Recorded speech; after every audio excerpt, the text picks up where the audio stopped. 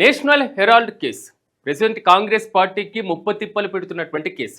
President Congress party ఎదుర్కొంటున్నటువంటి సమస్యల్లో రాష్ట్రాల్లో అధికారంలో ఉన్నా లేకపోయినా నాయకత్వంలో ఉన్నటువంటి పరిస్థితులు ఉన్నా ఇండియా కూటమికి నాయకత్వం వహిస్తున్నటువంటి కాంగ్రెస్ పార్టీ కొన్ని చిక్కుల్లో ఉన్న స్వపక్షంగా అంటే పూర్తి స్థాయిలో కాంగ్రెస్ పార్టీలో అంతర్గతంగా ఉన్నటువంటి అగ్ర నాయకత్వం మొత్తాన్ని కూడా నేషనల్ హెరాల్డ్ కేసులో పూర్తి స్థాయిలో విచారణ చేస్తుంది ఈడీ. ఇన్వెస్టిగేషన్ కి సంబంధించినటువంటి దూకుడు పెంచుతున్నటువంటి నేపథ్యంలో ఛార్జ్ షీట్లు దాఖలవుతున్నటువంటి నేపథ్యంలో పార్టీకి సంబంధించినటువంటి అగ్రనేతలు పార్టీలో గతంలో అధ్యక్షురాలుగా పనిచేసినటువంటి సోనియా గాంధీ దగ్గర నుంచి ప్రజెంట్ కాంగ్రెస్ పార్టీకి లోక్సభ ప్రతిపక్ష నేతగా ఉన్నటువంటి రాహుల్ గాంధీ వరకు ప్రతి ఒక్కరు కూడా పూర్తి స్థాయిలో దీనికి సంబంధించి కేవలం ఒక రాజకీయ కక్ష సాధింపు చర్య మాత్రమే అని కొట్టిపడేస్తున్నా అసలు నేషనల్ హెరాల్డ్ కేసు ఏంటి?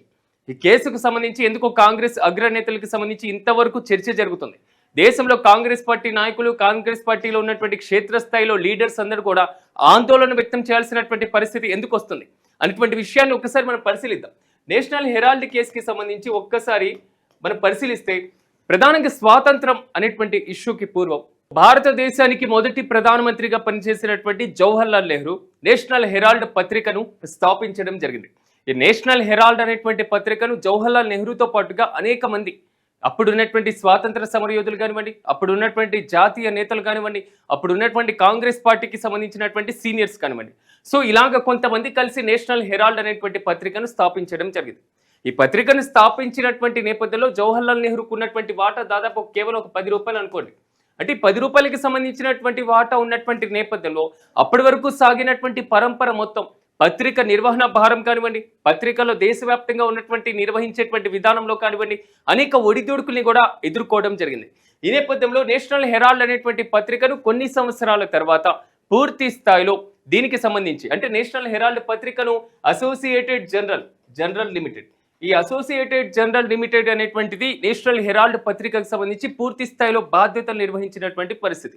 సో దాని తర్వాత పరంపర అయిపోయింది, దేశానికి స్వాతంత్రం వచ్చేసింది, పత్రిక అనేది పూర్తి స్థాయిలో అప్పుల ఊబిలో కూరుకొని పోవడం జరిగింది. దాదాపు ఒక 90 కోట్ల రూపాయలు ఆస్తులు ఉన్నాయి అనుకోండి. అంటే దేశంలో ఉన్నటువంటి పరిస్థితుల్లో ఆల్మోస్ట్ దేశ రాజధానిలో ఉన్నటువంటి విభిన్నమైనటువంటి రాష్ట్రాల నగరాల్లో ఒకవైపు ఛత్తీస్గఢ్లో కానివ్వండి, అమృత్సర్ ప్రాంతంలో కానివ్వండి, మధ్యప్రదేశ్ రాజధాని భోపాల్లో కానివ్వండి, గుజరాత్ రాజధాని గాంధీనగర్లో కానివ్వండి, జైపూర్లో కానివ్వండి, రాజస్థాన్ ప్రాంతంలో, సో లక్నోలో కానివ్వండి, పాట్నాలో, అదేవిధంగా దక్షిణ ప్రాంతంలో కూడా పూర్తి స్థాయిలో త్రివేంద్రంలో, చెన్నైలో, అదేవిధంగా ముంబైలో, అలహాబాద్లో ఇలాంటి ప్రాంతాలన్నింటిలో కూడా నేషనల్ హెరాల్డ్ పత్రిక అత్యంత కీలకంగా పనిచేసినటువంటి సిచ్యువేషన్స్ సందర్భాలు కూడా ఉన్నటువంటి పరిస్థితి.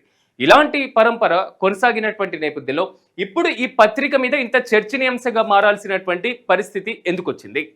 ఎందుకంటే నేషనల్ హెరాల్డ్ అనేటువంటి పత్రిక పూర్తి స్థాయిలో నష్టాల్లోకి వెళ్ళిపోయిన తర్వాత, నేషనల్ హెరాల్డ్ అనేటువంటి పత్రికలో పూర్తి స్థాయిలో లావాదేవీలు పరిగా సాగినటువంటి పరిస్థితిలో, ఈ పత్రికే మూసివేసినటువంటి పరిస్థితిలో ఒక్కసారిగా మళ్ళీ ఎందుకు అంటే స్వాతంత్రానికి బిఫోర్ జవహర్లాల్ నెహ్రూ చేత ఏర్పాటు చేయబడినటువంటి నేషనల్ హెరాల్డ్ పత్రికను ఇప్పుడు ఇలాంటి సిచ్యువేషన్లో ఇప్పుడున్నటువంటి కాంగ్రెస్ నాయకులు ఈడీ చుట్టూ తిరగాల్సినటువంటి పరిస్థితి ఏర్పడడానికి ఒక ప్రధానమైనటువంటి కారణం ఇక్కడ కనబడుతుంది.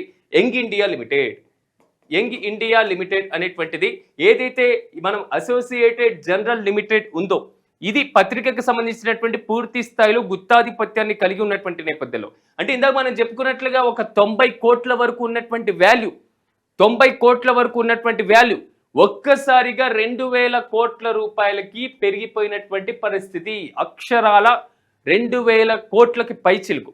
సో ఇన్ని వేల కోట్లకు సంబంధించినటువంటి ఆస్తులన్నీ కూడా దీనికి ఉన్నటువంటి నేపథ్యంలో ఈ పత్రికను తిరిగి ప్రారంభించాలి అనేటువంటి ఇష్యూను కాంగ్రెస్ నాయకత్వం తీసుకోవడం జరిగింది.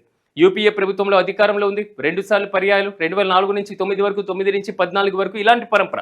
అంటే ఇక్కడ కనబడుతున్నటువంటి ఇష్యూ ఏంటంటే ఆల్మోస్ట్ కాంగ్రెస్ పార్టీ నేషనల్ హెరాల్డ్ అనేటువంటి పత్రిక నష్టాల్లో ఉంది కాబట్టి ఈ నష్టాల్లో ఉన్నటువంటి పత్రికను లాభాల బాట పట్టించి మళ్ళీ దీన్ని పునఃప్రారంభించాలి అనేటువంటి ఆలోచన చేసినప్పుడు ఈ నేషనల్ హెరాల్డ్ అనేటువంటి పేరును మార్చేసి దీన్ని యంగ్ ఇండియా లిమిటెడ్గా తీసుకురావాలి అనేటువంటి ఆలోచన చేయడం జరిగింది.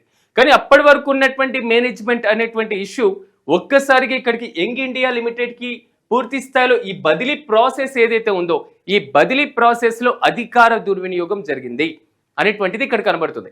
అంటే కాంగ్రెస్ పార్టీకి సంబంధించినటువంటి ముఖ్య నేతలు సోనియా గాంధీ, రాహుల్ గాంధీ, మోతిలాల్ వోరా, ఆస్కార్ ఫెర్నాండెజ్ కేంద్ర మాజీ మంత్రి దీనికి సంబంధించి సో వీళ్ళందరూ కూడా ఉన్నటువంటి నేపథ్యంలో ఇక్కడ వీరికి సంబంధించినటువంటి పవర్ విధానం, సో పేరు మార్పు తర్వాత మళ్ళీ ఇక్కడ వీరికి సంబంధించినటువంటి పరంపర కొనసాగడం అంటే ఒక్క రకంగా చెప్పాలంటే వారికి వారే పూర్తి స్థాయిలో పేరు మార్చుకొని వాటాలకు సంబంధించినటువంటి బదిలీ అక్షరాలు ఒక 2,000 కోట్ల రూపాయలకు సంబంధించి దీనికి లావాదేవీలు జరిగేటువంటి అంత భారీ మొత్తంలో ఆస్తుల బదలాయింపులకు సంబంధించినటువంటి అంశంగా కేసుగా దీన్ని పరిగణిస్తున్నారు.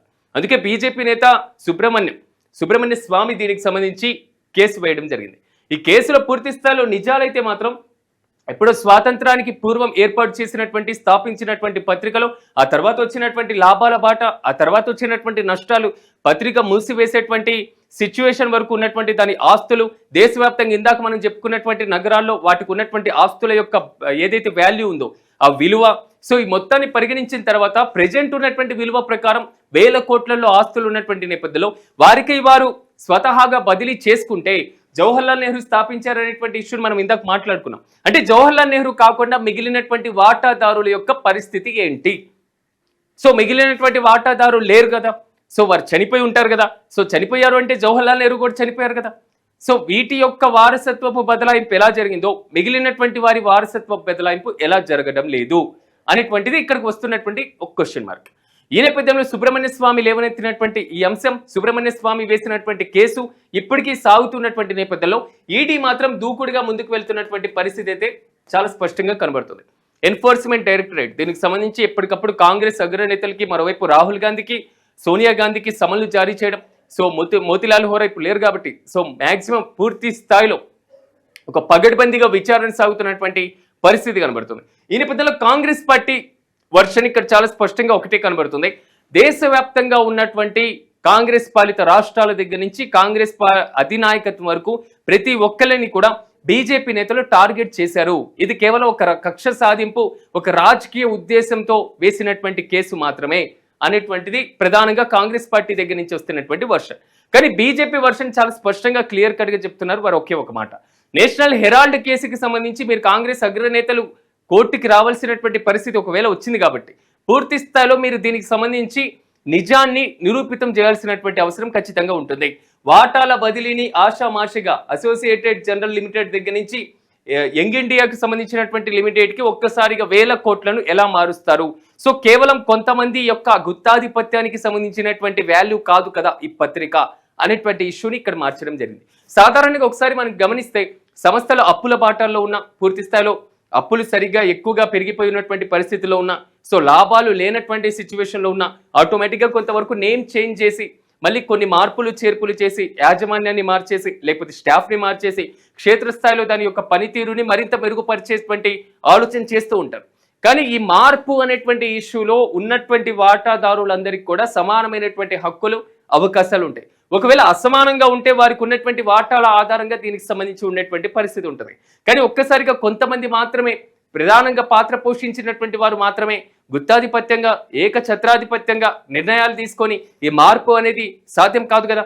ఈ ప్రజెంట్ వినబడుతున్నటువంటి ప్రధానమైనటువంటి వాదన ఇదే కనబడుతుంది. కానీ కాంగ్రెస్ పాలిత రాష్ట్రాల ముఖ్యమంత్రుల దగ్గర నుంచి కాంగ్రెస్ పాలిత రాష్ట్రాలకు సంబంధించినటువంటి నేతల వరకు పూర్తి స్థాయిలో రోడ్లెక్కారు, ఆందోళన చేపట్టారు. మా నేతల్ని దీనికి సంబంధించి విచారణకు మీరు పిలుస్తారా, ఎలాంటి విచారణ చేస్తారు, రాజకీయ పరమైనటువంటి కేసులు ఎందుకు పెడతారు అనేటువంటి ఇష్యూస్లో పూర్తి స్థాయిలో వెళ్తున్నారు.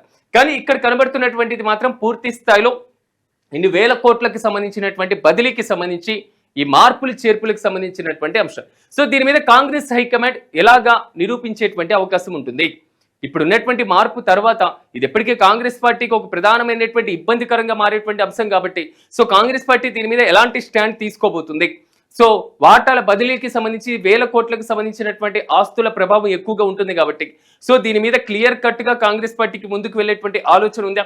తన యొక్క నిర్దోషితత్వాన్ని నిరూపించుకొని బయటపడేటువంటి ఛాన్సెస్ కనబడుతున్నాయా? బీజేపీ నేతలు నిజంగా అంటున్నట్లుగా, విమర్శలు చేస్తున్నట్లుగా కొంతవరకు శిక్షలు పడేటువంటి అవకాశం ఈ కేసులో ఉంటుందా? అసలు అంత వాల్యుబుల్ ఉంటుందా అనేది మాత్రం ప్రజెంట్ రేకెత్తిస్తున్నటువంటి ప్రశ్నలు. సో మొత్తం మీద చూడాలి. ఈడీ మాత్రం ఛార్జ్ షీట్ దాఖలు చేయడం జరిగింది. దూకుడు పెంచడం జరిగింది. పూర్తి స్థాయిలో గ్రౌండ్ లెవెల్లో వీరికి సంబంధించినటువంటి విచారణను వేగవంతం చేస్తున్నటువంటి పరిస్థితి. సో అగ్రనేతలందరినీ కూడా ఈడీ కార్యాలయాల చుట్టూ పూర్తి స్థాయిలో ఛార్జ్ షీట్ దాఖలు చేసి విచారణ జరుపుతున్నటువంటి సిచ్యువేషన్ ఉంది. సో ఓవరాల్ గా మాత్రం నేషనల్ హెరాల్డ్ కేసు మాత్రం కొంతవరకు కాంగ్రెస్ పార్టీకి ఇబ్బందికరంగా మారింది. ఇప్పటికే బీహార్ ఎన్నికల్లో ఓటమి కానివ్వండి, కాంగ్రెస్ లో ఇండియా కూటమిలో ఉన్నటువంటి లుకలుకలు కానివ్వండి, సో ఇలాంటివన్నీ పరంపర చూసుకున్న తర్వాత ఈ కేసు మాత్రం కాంగ్రెస్ పార్టీకి కొంతవరకు మరీ ముఖ్యంగా కాంగ్రెస్ లో ఉన్నటువంటి అగ్రనేతలకు ప్రధానమైనటువంటి అగ్ర నాయకత్వానికి మాత్రం ఇది చెక్ పెట్టే విధంగా ఉండబోతుందా అనేటువంటిది క్వశ్చన్ మార్క్ గా మారుతుంది. సో ఎలాగ స్పందిస్తుంది కాంగ్రెస్ నాయకత్వం ఇప్పుడు విమర్శలతోనే ఉన్నటువంటి నేపథ్యంలో సో దీనికి ఎక్కడ పులి స్టాప్ పడేటువంటి అవకాశం ఉంది? ఓవరాల్ గా ఈడీ జరుపుతున్నటువంటి విచారణకి సంబంధించి ఎండ్ కార్డు ఎలాంటి నివేదిక రూపంలో ఉండబోతుంది, న్యాయస్థానాలు ఎలాంటి పూర్తి స్థాయిలో తీర్పులు ఎలా ఉండబోతున్నాయి అనేది మాత్రం మనం కూడా వేచి చూడాలి. ఓవరాల్ గా మాత్రం నేషనల్ హెరాల్డ్ కేసులో మాత్రం ప్రెసిడెంట్ ఈడీ దూకుడు పెంచింది. సో పూర్తి స్థాయిలో దూకుడుగా విచారణ జరుపుతున్నటువంటి పరిస్థితి. సో కాంగ్రెస్ కూడా ఇబ్బందిగా మారినప్పటికీ విచారణకు హాజరవుతున్నటువంటి సిచ్యువేషన్, ప్రజల్లో ఎలాంటి వర్షన్ వెళ్తుందో అన్నటువంటి ఇష్యూ కూడా ఇక్కడ రేకెత్తిస్తున్నటువంటి పరిస్థితి. ఓవరాల్ గా మాత్రం నేషనల్ హెరాల్డ్ లో ఉన్నటువంటి చారిత్రాత్మకమైనటువంటి నేపథ్యం మాత్రం ఈ విధంగా ఉంది. సో ఇలాంటి అంశాలతో మళ్ళీ కలుద్దాం. చూస్తూనే ఉండండి మెగా 9 టీవీ.